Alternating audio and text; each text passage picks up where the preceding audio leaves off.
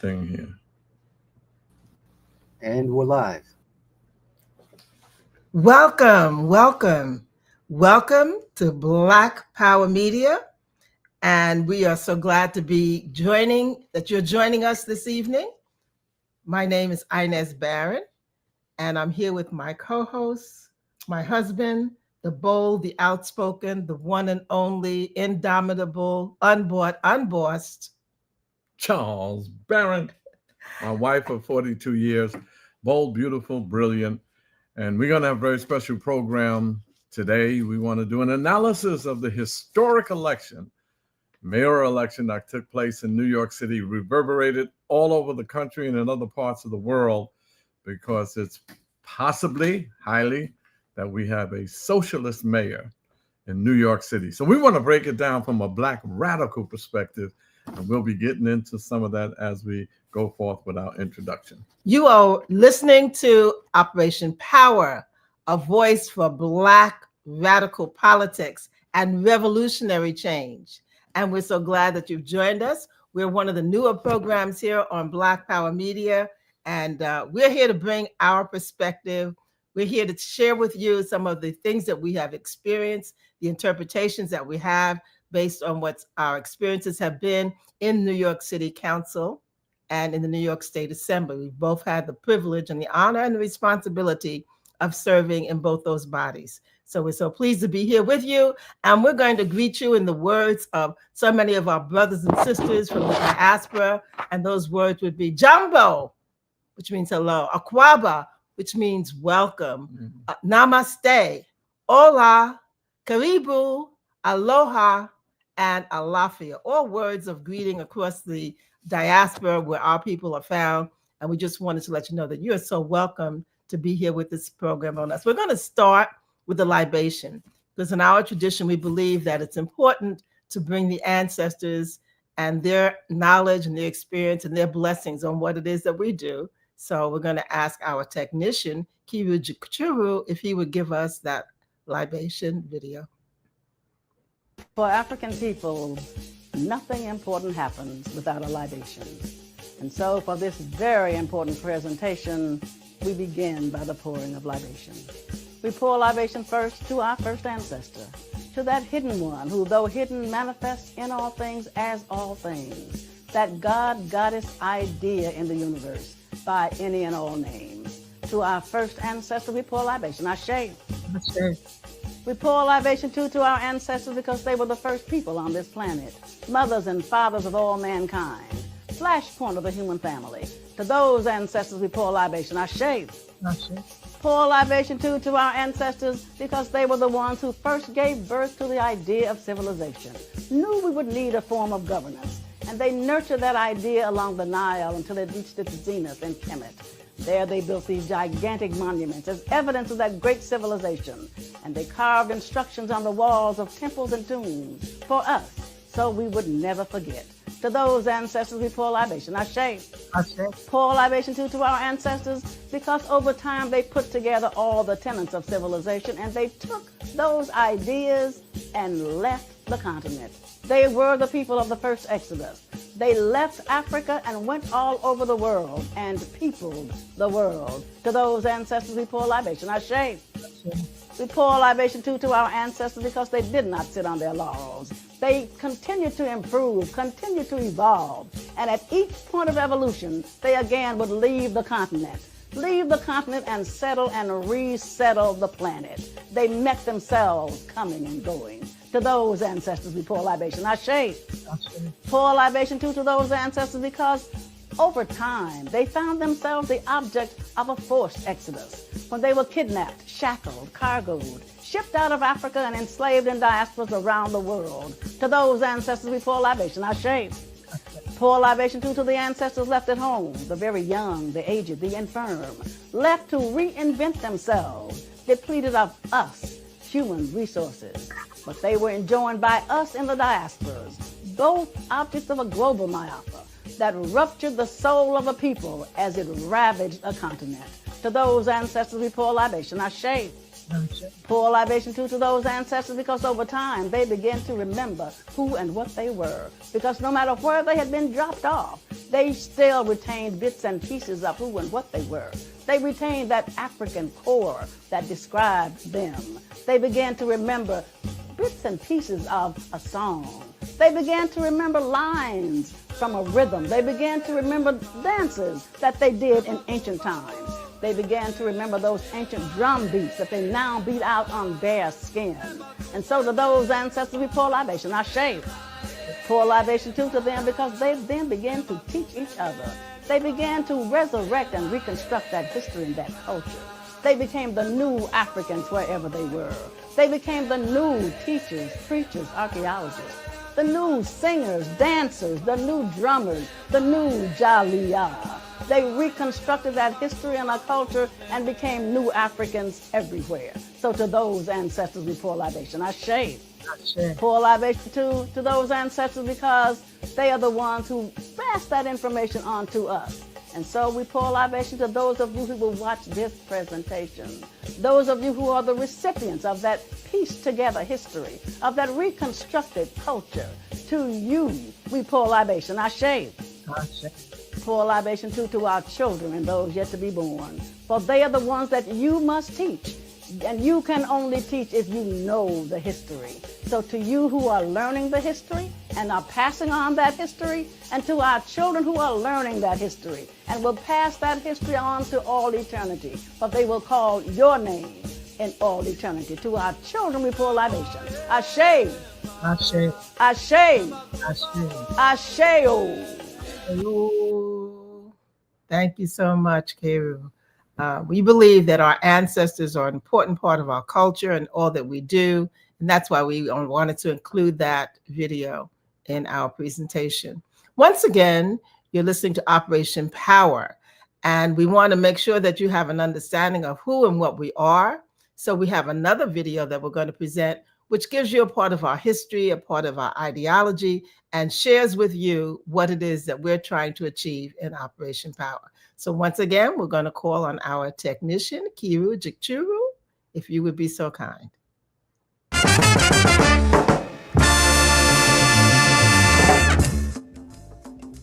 Operation Power stands for people organizing and working for empowerment and respect. Operation Power is a grassroots social justice organization founded by local community stakeholders, which includes activists, organizers, and leaders who understand that the system as it is currently structured is destroying us and our communities. The system, the capitalist system, one that promotes human greed over human need, one that promotes profit over people, needs to be dismantled. These local community organizers recognize capitalism needs to be destroyed and replaced with socialism. Operation Power was founded in 1997 with the understanding that uprooting capitalism needs to begin locally. Operation Power understood that our communities are the perfect vehicle to dismantle this parasitic capitalist system brick by brick, and the economic, political, and cultural institutions and other systems in place in our local community infrastructure. Whether it's the local school board, community board, city council, state assembly, all represents mechanisms to control the destiny of our people. In 1997, Operation Power launched the campaign Charles Barron for City Council that would lead to over 20 years of radical changes in the East New York community. These changes included over 20,000 units of housing affordable to our community, 3 $88 million schools, over $110 million secured and allocated for community parks, millions secured for library upgrades, and another $42 million for the construction of a new library. Cultural programs such as the Juneteenth celebration, Kwanzaa programs, and reinterment of Sankofa Park, securing thousands of jobs for local residents. We've secured political seats that include city council seat, state assembly seat, state committee person, male and female district leader, chair of the local community board members, campaigning and getting a judge from the community elected, county committee seats, block association presidents, tenant presidents, and much more. And all this was done while being Black radicals. We are Black radicals, which means getting to the root causes of the problems challenging our community. We need to get to the root and not lose ourselves battling the symptoms of this vicious capitalist system, because we know revolution is the solution. Operation Power believes in Black power for Black people.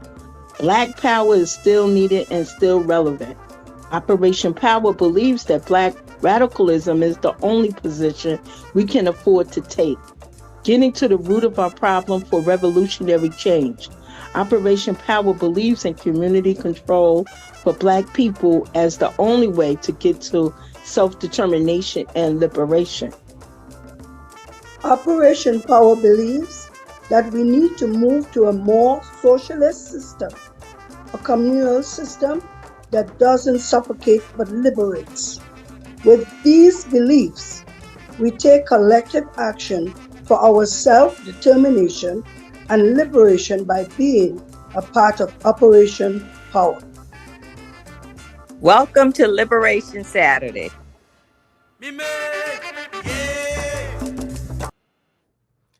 So that gives you a little snippet of what we are about, how we began, and what we are doing. And you may have noticed in that presentation that there were several books that were highlighted. And those are books that have been written by various people who are members of Operation Power.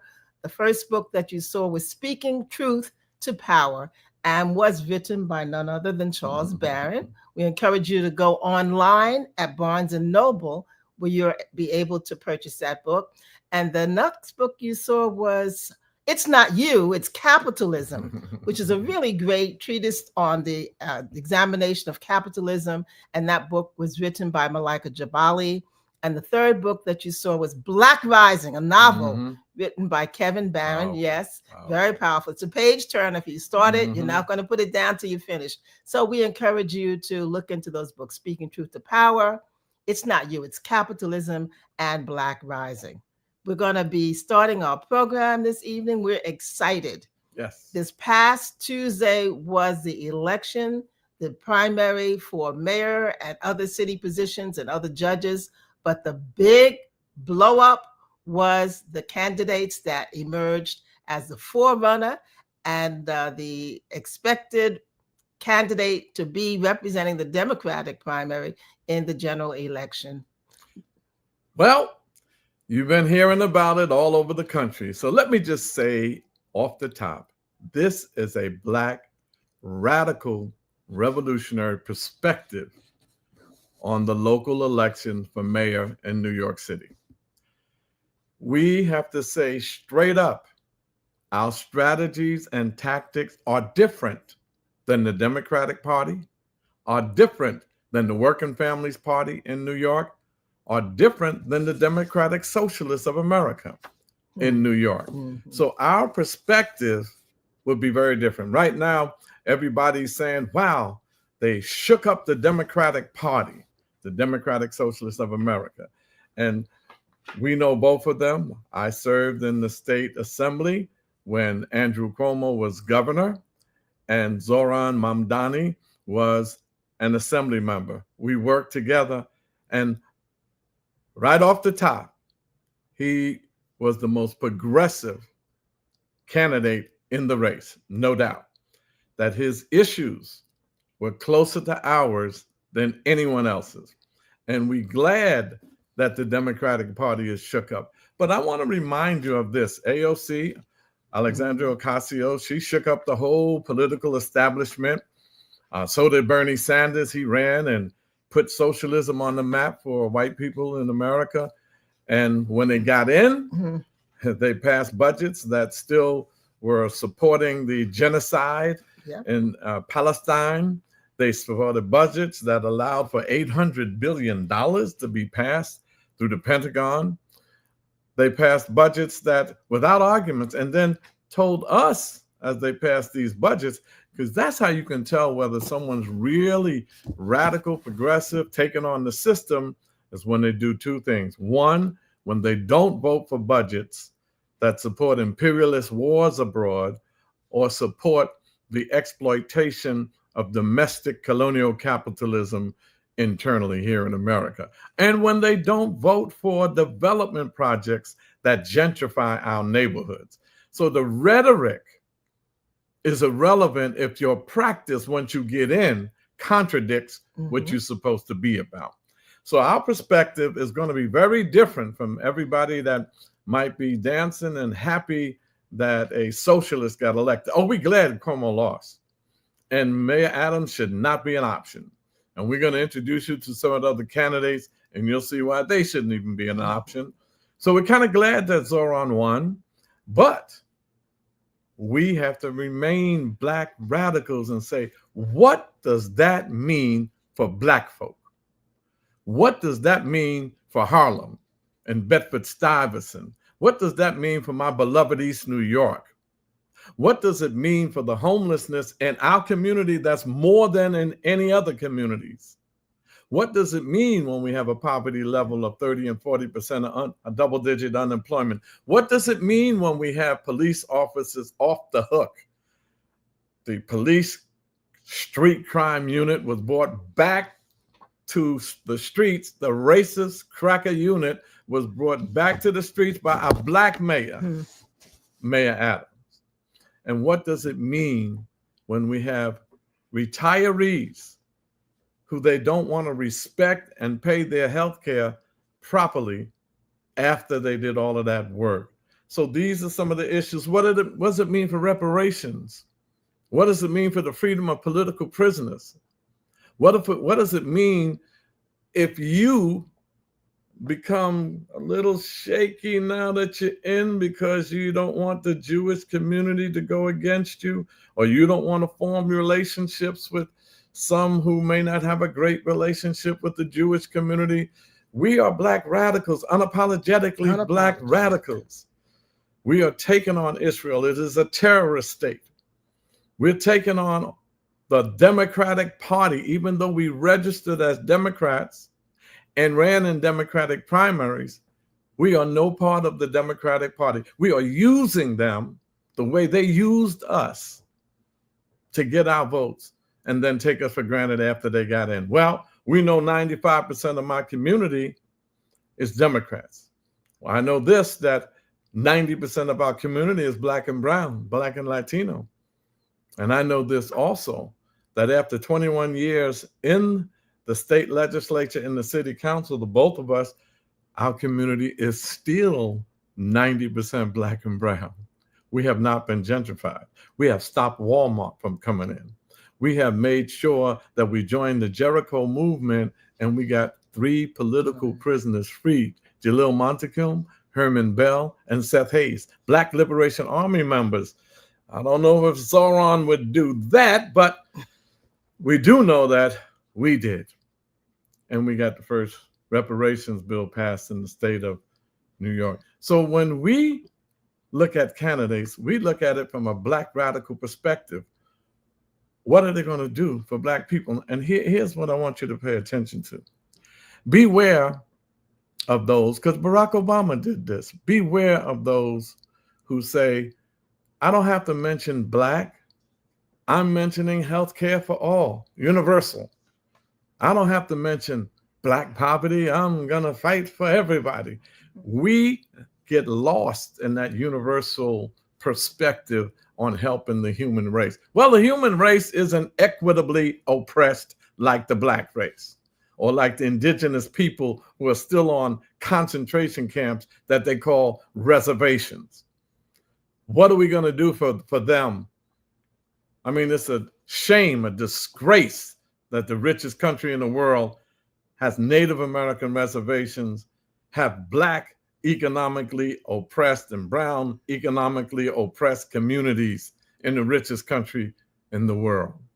So we come in from that perspective, and we come in from the perspective that the Black community the residents must control the institutions, especially the police, the economic system, the businesses, and our beloved Black community. That's what self-determination means. That's what Black power means, the power to determine the destiny in our communities. So which candidate was doing all of that? None. Zoran was better than all the rest. I'm glad he's in and not any of the others. But I'm not dancing in the street because he's in, because he has yet to address the Black community and Black issues. He's lumping us in this universality talk that we do not subscribe to. He has no problem saying right after he gets in, matter of fact, he might be doing it now as we speak, he was going to go around to the Jewish community to assure them that he is not anti-Semitic and that he's going to look out for their well-being as well. Didn't say that about Black people, but he's doing that for them. Or he's going to be specific about the Asian community because that's where he's from. So America, progressives, white left, dance. Black people, proceed with caution. Black people, we have a November general election coming up. And I tell you, it's not going to be like the normal general election. Usually in New York City, when you win the Democratic primary, you're automatic shoo-in for the general election. You put up a few posters and you're in because it's so democratic. Not this time. This time, the whole nation, the business community, Wall Street, the real estate industry, the Democratic Party, central office, the Negro sycophants, the Black sellout sycophants of the Democratic Party are upset because Zoran, the socialist, won. Good. They need to be upset, and he needs to be in that position to upset them. However, and this is why we wanted to have this analysis, our position is Black people have to be control of their destiny. The Democratic Socialists of America will push Black candidates in our communities, and they wait till those communities are gentrified. It's interesting that DSA cannot win races in predominantly Black communities. Embarrassingly and unfortunately, the Black communities, our district included, they love us, but they are definitely with the Democratic Party machine. So in the Black communities where they were 90% Black, 80% Black, Cuomo won the vote. Isn't that ridiculous? That Black leaders like Gregory Meeks, congressman, and so many others, supported Cuomo after they dissed him when he was accused of harassing sexually 14 women when he was responsible for the deaths of COVID in nursing homes and fudged the numbers. He had to disgracefully resign. They demanded that he resign, and now they with him instead of Zoran because he's a socialist. Good for you. I hope you never ever rise again. But the bottom line, what does that mean for Black folk? And so I know Zoran. I spent time with him in the state assembly. He's very progressive. He voted against the budgets with me. We were very much out there on issues together. Positive brother, positive guy. I know Cuomo.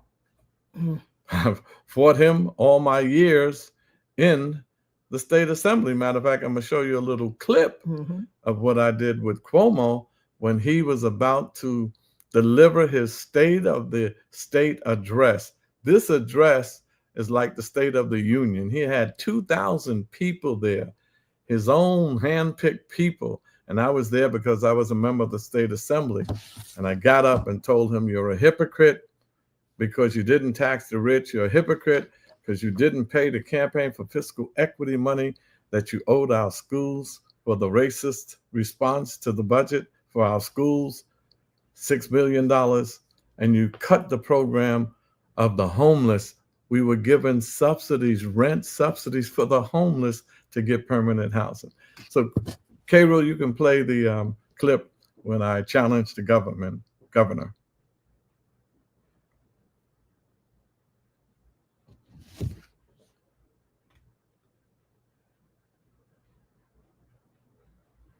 Sandy Hook, when we passed our gun control law, we have had fewer gun deaths in the state of New York, thanks to your good work. That is leadership. Fiscally responsible Democrats. That's okay. Okay, Assemblyman, let me finish and then you'll have your turn. Okay, everybody sees you and everybody heard you. Have a seat, Assemblyman. That's leadership. Fiscally responsible Democrats were brought. Okay, Assemblyman. All right, Assemblyman, sit down. All right. Everybody heard you. Everybody heard you, Assemblyman. Fiscally responsible Democrats, people said were impossible. Socially progressive Republicans, people said were impossible. These legislators. Look at my husband. Look at my husband. Bold, unafraid, unapologetic. All of those people sitting there, most of them were his hand-picked 2,000 people who were his yes people and his contributors and people who donate to his campaign. But in that kind of setting, Charles was bold, unafraid to call out the governor on issues that were known to everybody. The Campaign for Fiscal Equity was a case that went on for 13 years because the state underfunded New York City in its financing. They finally won the case, and the Governor Cuomo, refused to give the money to the city in a timely fashion. And then at one point said, we're done, I'm not doing anymore. So it's those kinds of things that we need someone who's bold, who's unafraid to challenge the lies that are being told and to call the truth out. I'm so proud of you. And I'm so proud of you because you know what this sister did? It's not on film, but she by herself got a piece of paper together and put a fact sheet together on how he's not taxing the rich and how he's playing this 3-card Monte game with us. Inez Barron stood in front of that auditorium with thousands of people coming in and said, the governor needs to take care and tax the rich. Before you hearing all of this stuff, she did that. One security guy had tried to take it away from her. What did he do that for? Boy, he shouldn't have never done that because when I got up there, he apologized and said, I'll never do it again. So no, we're just saying that because you got to be bold with politics. You got to stand on the issues. Now we're going to really get to the candidates, get to the debate. Now, in New York City, they have ranked choice voting. Inez is going to explain that a little later. But when this campaign started, you remember Eric Adams was the mayor. Eric Adams was moving toward re-election. And then he got charged with things. I think this is the first time a New York City mayor was ever charged with something. So he gets charged with, they do this thing called straw donors, where they get people to give money to their employees when they can't give beyond the max. They'll give the money to someone else to give and say that it's theirs. Anyway, he got busted for that, probably would have been found guilty. So he was looking for re-election. Now, let me just tell you a little bit about Mayor Adams. I've known him for 40 years. He started off pretty good. He was a police officer and he was with a police organization, and he was taking on police brutality inside the police department. So we united with him. He worked with us. But as soon as he got into the electoral arena, that was it, opportunistic time. And as a borough president and then as a mayor, he was diametrically opposed to just too much for us. So Mayor Adams was the worst mayor for New York City since Rudolph Giuliani. Rudolph Giuliani had this racist street crime unit, and that's where all the stop and frisk came in. Adams brought it back. De Blasio dismantled it.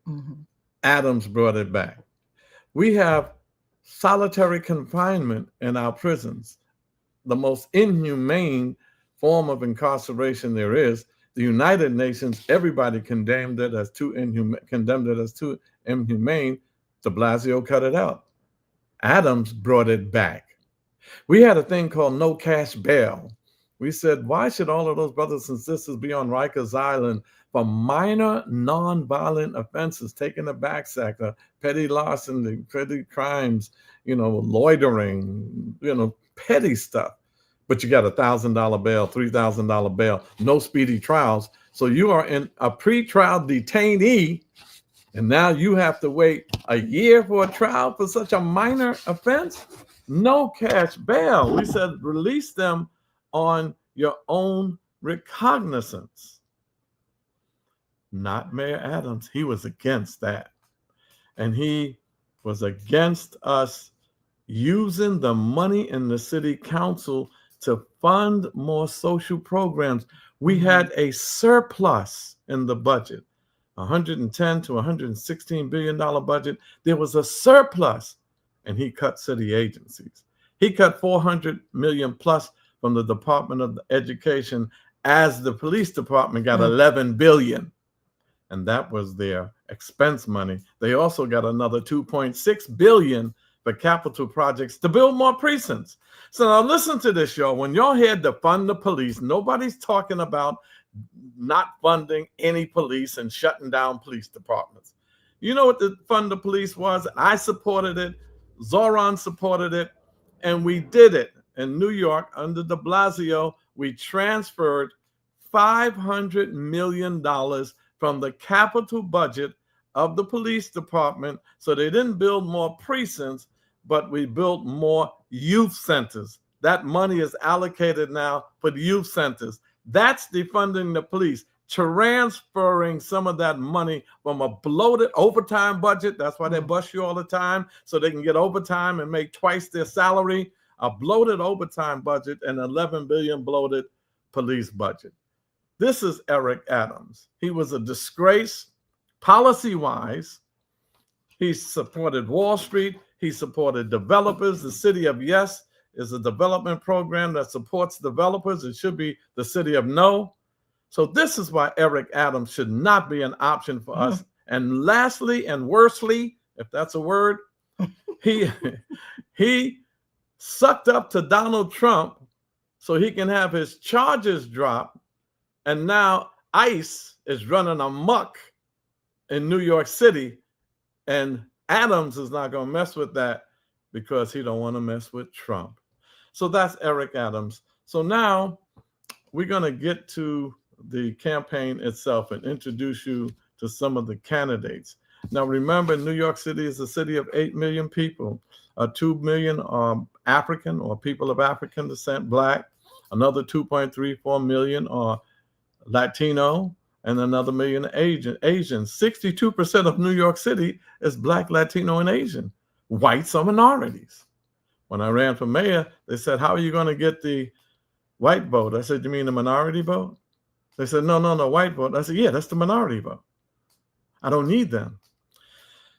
So that's New York City. And then in New York City, if you're not a part of the Democratic Party, if you're not a part of the Working Families Party, if you're not a part of the Democratic Socialists of America, you're not likely to win anything unless you're Black radicals like us who built an organization called Operation Power. We said, we don't need you, Democrats. We don't need you, Working Families Party. We don't need you, Democratic Socialists of America. We beat the most powerful Democratic Party machine in the country, the Kings County Democratic Organization, in Brooklyn, New York is the most powerful one. We beat them for 21 years. That's Hakeem Jeffries.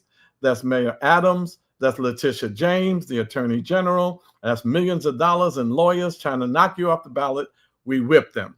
So when it came to the mayoral campaign, we looked at all the candidates, and I'm going to let you meet them now, and you'll see why we made the decision that we made. Cairo, the candidates.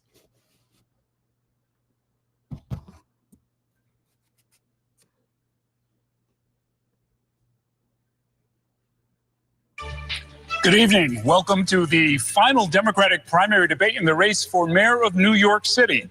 I'm Errol Lewis, political anchor for Spectrum News New York 1, and we're coming to you from the Gerald W. Lynch Theater at John Jay College of Criminal Justice, located on the west side of Manhattan. I'm joined by Brian Lehrer of WNYC Gothamist and Katie Honan of the news organization The City. The candidates have been making their pitches to New Yorkers for months now, and we are only hours away from the start of early voting across the 5 boroughs starting on Saturday. Agreed to by all of the candidates. Each candidate will deliver an opening statement of up to 45 seconds. Answers to our questions will generally be limited to 60 seconds, with a chance for rebuttals at the discretion of the moderator. And candidates will have an opportunity to ask one opponent one question during our cross-examination round. We're going to begin with opening statements. The order was determined by a random drawing this morning, and so we'll begin with Scott Stringer. Good evening. Well, good evening. Look, I love New York City. I was born and raised here, and I believe the future of this city can be limitless. But let's face it, people are feeling that it's getting tougher to live here. People who built our neighborhoods are leaving the city. Young people who want to lay down roots here do not see enough opportunity. I say enough is enough. We need a mayor who has experience. We need a mayor who has competence, and a mayor who has a vision to build affordable housing, to enact universal childcare, to build a public school system so that kids can thrive. I've seen the best of this city in every neighborhood as controller, as a borough president, as a state legislator. And I know that right now at this moment, we need somebody who has the ability to make sure this city can rise again, and I'm going to do it. Okay, next is Elnor Myrie. This morning, I was on Flatbush Avenue getting my hair cut so I could be fresh for this debate. And one of my constituents walked in and didn't talk to me about politics. She said, "What are you going to do to fight for immigrants like me and my husband?" I got on the train as I left and I ran into a mother who said, "What are you going to do to fight to help make our schools world class?" So here's the thing. You're going to hear a lot of promises, a lot of nice and cute things on the stage tonight. But when you put your head to the pillow, you want a mayor that is going to fight to keep your family safe, fight to keep that roof over your head, and fight to give you opportunity. I know that because that's what I think about every single day. And I'm ready to put the gloves on as the next mayor to fight to make that a reality. Thank you. Next candidate is Whitney Tilson. Good evening. I'm Whitney Tilson, and I'm not a politician. I'm a businessman and philanthropist, and I entered this race because I love this city, but right now it's a mess. It's not talent that we lack. We've got the best and brightest, nor money. We spend double that of any other city in the world. It's leadership, and we can't afford amateur hour in City Hall anymore. It is rightly said that being job of mayor of this complex, enormous city is the second hardest job in the world. That's why we need a mayor who's experienced, competent, and can get things done, not a social media phenom with cute videos. Someone who can balance the budget and make tough choices, not pie-in-the-sky promises that there's no realistic plan to pay for, and someone who will keep us safe by ending chaos, not inciting it, by supporting law enforcement, and by not threatening to defund and dismantle our police. I will be that mayor, and so I'm asking for your vote. Thank you. Okay, our next candidate is Adrienne Adams. Thank you very much. My name is Adrienne Adams, and I'm running for mayor because I'm an everyday New Yorker, just like all of you are. When I open my front door, I see what every New Yorker sees, and that is we are in need of a change. I raised 4 children in Southeast Queens in the same home that we live in. I buy my own groceries, so I know the costs of groceries for everyday New Yorkers. Look, as the leader of the city council, leading the most diverse city council in the history, led by a women majority, I realize what leadership truly is. I'm already doing the job. I have successfully negotiated 3 city budgets. I'm now in the middle of negotiating my 4th city budget. I continue to lead and step in where our current mayor has not. where we have fought through the city council budget cuts. We have saved public libraries and pre-K. I'm Adrienne Adams, already doing the job, asking you to rank me number 1 to be the first woman mayor of the city of New York. Next candidate is Brad Lander. If you watched last week's debate, you already know I'm not the flashiest candidate in this race. I don't have a famous father. I'm not the best at TikTok. My daughter's here. All her videos do better than mine. But I love this city. I believe in its future, and I know how to make government work better. As controller, I've saved taxpayers over $2 billion, canceled corrupt contracts, managed the pension funds to record highs. I've built or saved over 50,000 affordable homes. As mayor, I'll deliver 500,000 more. That's why today the New York Times opinion panel said I'm the best choice for mayor. I've got the public integrity that New Yorkers deserve, the progressive values that New Yorkers share, and the management chops to deliver on them. Next is Zohran Mamdani. My name is Assemblymember Zohran Mamdani, and I am running to make the city affordable. I'll freeze the rent for millions of tenants, make buses fast and free, and deliver universal childcare. And before you ask, I'll pay for it by taxing the rich.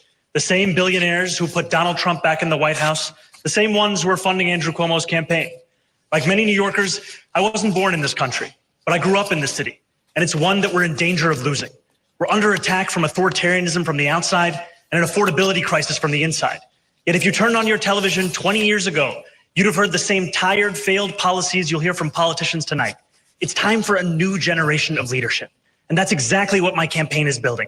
A movement of more than 36,000 volunteers who have knocked on nearly 1 million doors and left us just 2 points away from City Hall. So join us and let's win a New York you can afford. Next is Andrew Cuomo. Good evening, and thank you all very much for having me here today. I do have a very famous parent who I'm very proud of, Matilda Cuomo, and I hope she's watching. Everyone has a plan, as you've heard. Everyone always has a plan.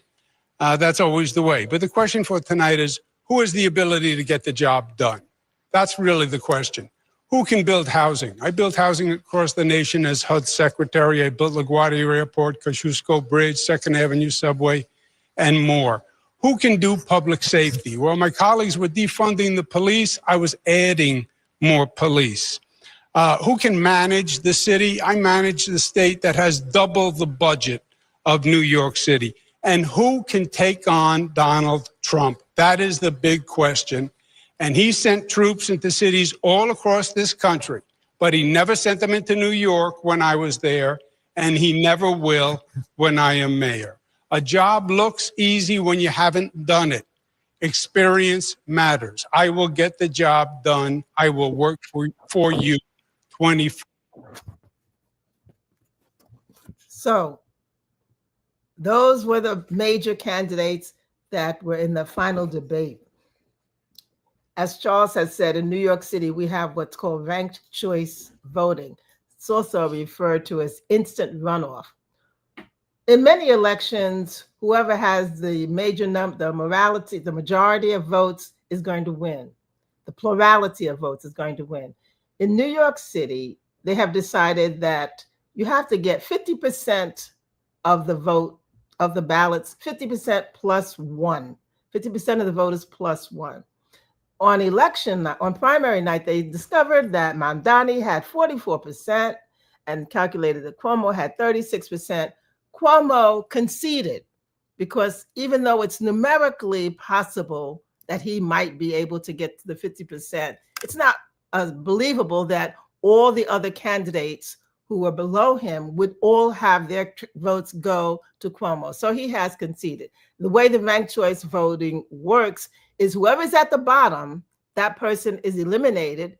Those persons who voted for him, their number 2 choices are then distributed, and that repeats each round until one of the candidates gets to 50% plus 1. So that's how that works. And it's been for all city offices. It does not apply to judges and things of other positions such as those. Thank you, Inez. Now, did you hear those empty general comments? We didn't support any of them because, as I said at the top of this program, Our strategy and tactics is to use the electoral arena as a tactic, a strategy to do a couple of things, get great goods and services to our community. We've done that. You saw that in the clips.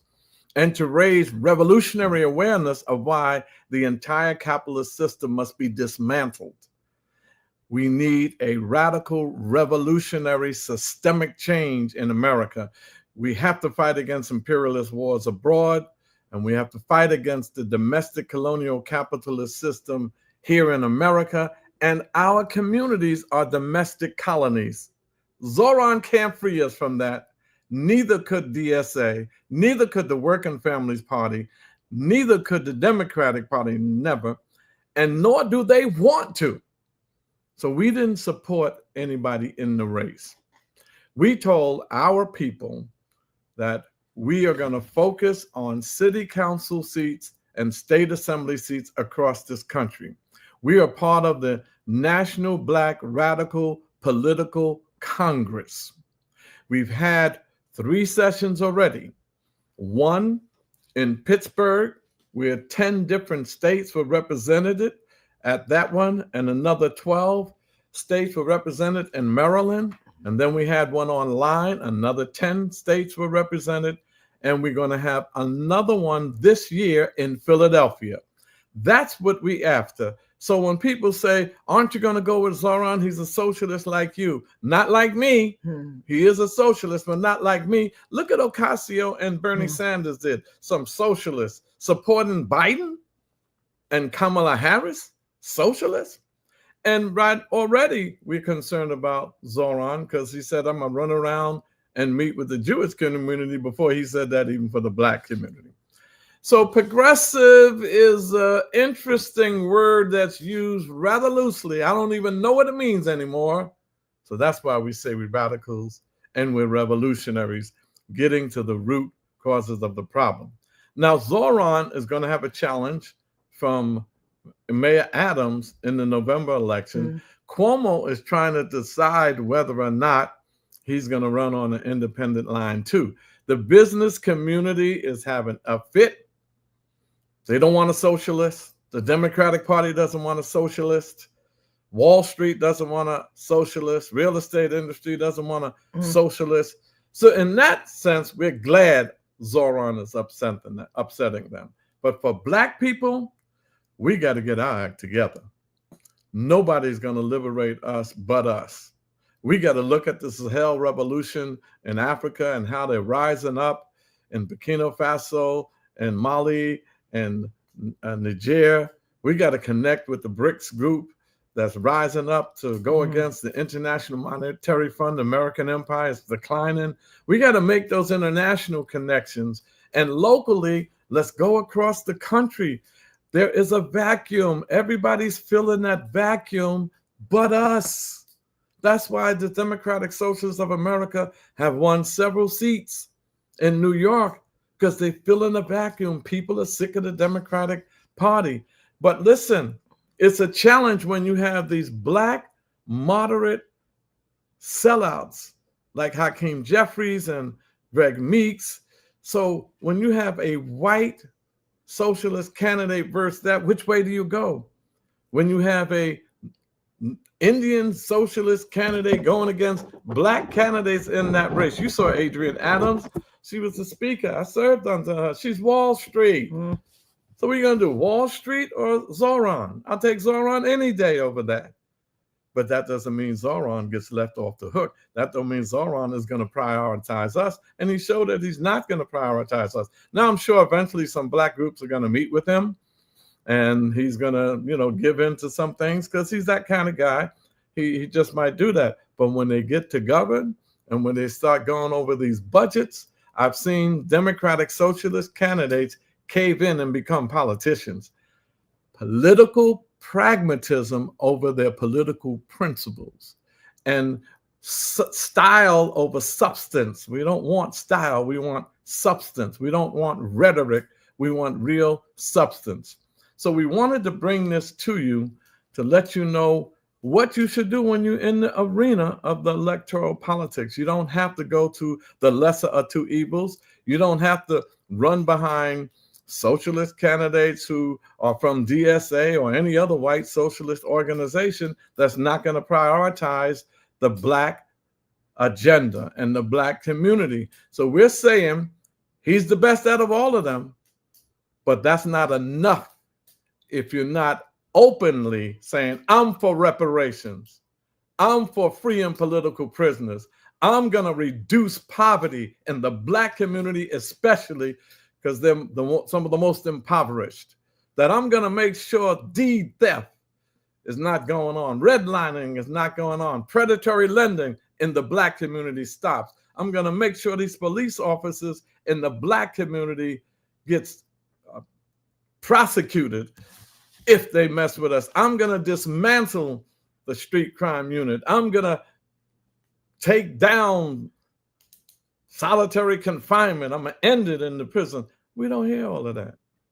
We don't hear all of that. So for us, we're saying to our community, you can go out and vote, but only vote for those who are committed to you. And as radical revolutionaries using this process, we're going to continue to work there. We're also working with Amalia Yeshitela and the African People's Socialist Party and the Black is Back Coalition, because we have a Black radical school that they have, and they do it every year in April. And we bring young Black radicals to learn them how to get into electoral arena, maintain your principles, your ideology. Ideology is important. Vision is important, because any movement that lacks vision and lacks ideology is like flying a plane without radar. You won't know where you're landing. So we are landing on freedom's land. We are landing on liberation, and we are landing on revolution. That's why we wanted to come to you this evening. We have one more clip. When I ran for governor and I sat right next to Andrew Cuomo, as a matter of fact, they had a nerve to not want me to sit in the middle. They wanted me to sit at the end. So when I came to the debate, they said, Mr. Barron, your seat is at the very end, and Cuomo's in the middle with all these other folk. I said, oh, no, you don't. I'm not sitting at the end. And they said, well, it's already set up. I said, well, you either put my chair in the middle next to Cuomo's, or I'll do it myself. Check out the video. See where I'm sitting.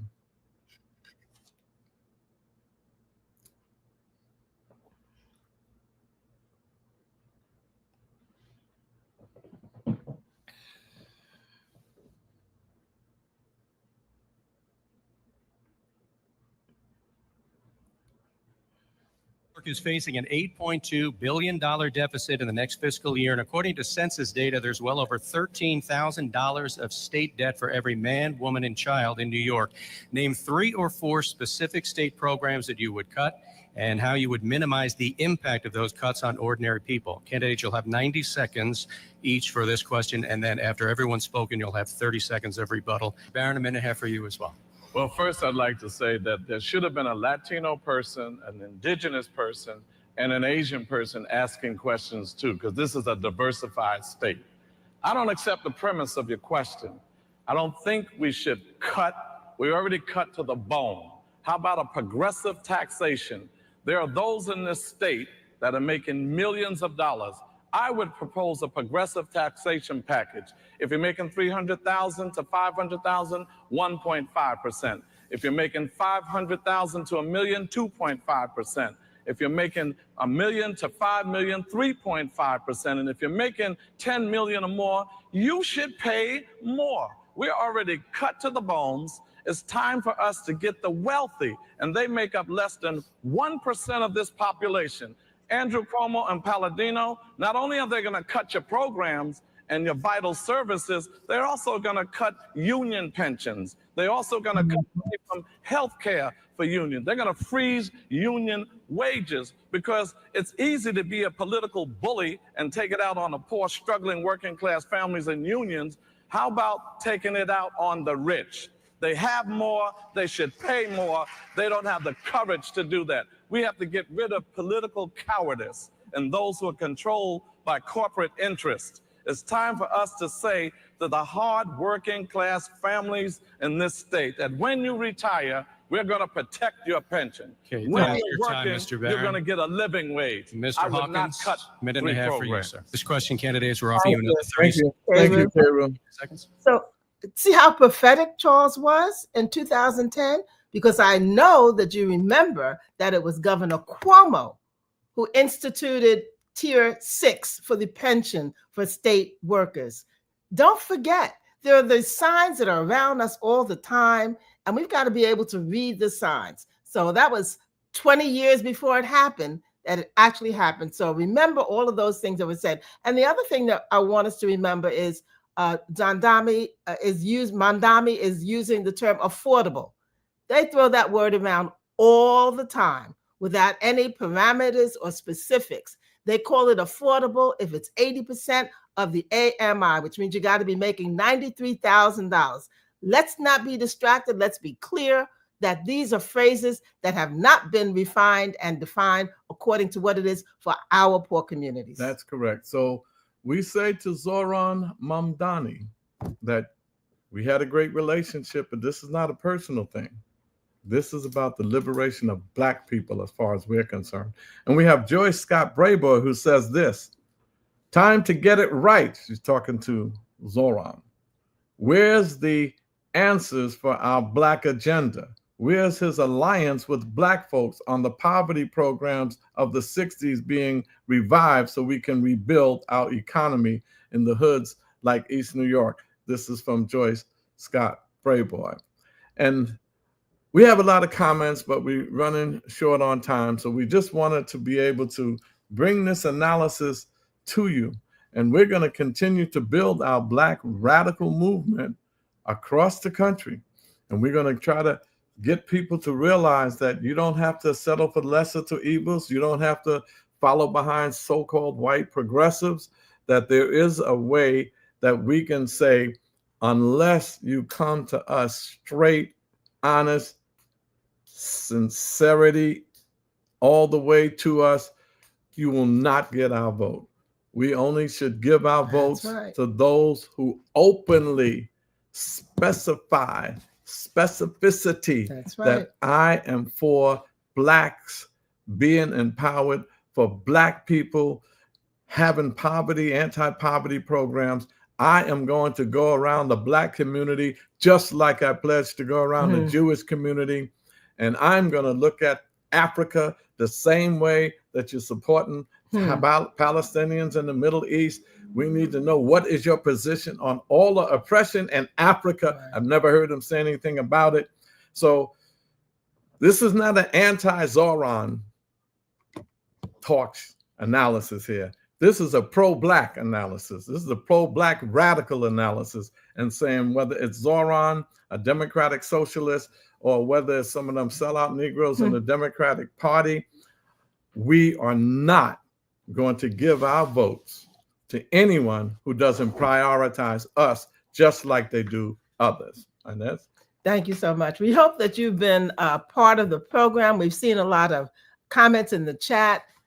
We hope that you'll be able to dialogue amongst yourself, bring them up in those organizations in which you're a part of, the churches, the mosque. What are their positions? How are they going to make sure that the programs that are responded to are ones that talk about all of our liberation as Black people, not an individual program that your organization is doing great work and looking to get money. We're talking about broad-based programs that are going to address the issues that Charles has laid out. So we're so glad that you've been listening to us. Look forward to coming back with you again in another 2 weeks. And someone just asked in the chat, can we form a coalition with Zoran and the Brooklyn Borough president? Of course we can. They're not reaching out to us. We haven't reached out to them. I did put in a call to Zoran, but you know, I have a sneaky suspicion they don't want to deal with Black radicals and upset their Jewish community. Well, I have a sneaky suspicion that they don't want to deal with Black radicals who criticize Blacks, sellout,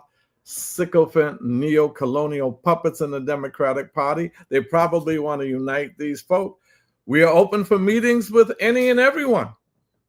We'd be glad to do that. But realistically speaking, because we've been in this for a while, we know stick with authentic, genuinely committed Black people who are revolutionary conscious, radically conscious, and who believe in Black power, Black self-determination. Doesn't mean we can't form alliances with others, but not that at the expense of our Black agenda. And we do have a Black agenda, and anybody that wants to unite with us on it, be glad to. But as I see it, we have to do what we must do. DSA, give them credit. They're doing their thing. Let's do our thing now.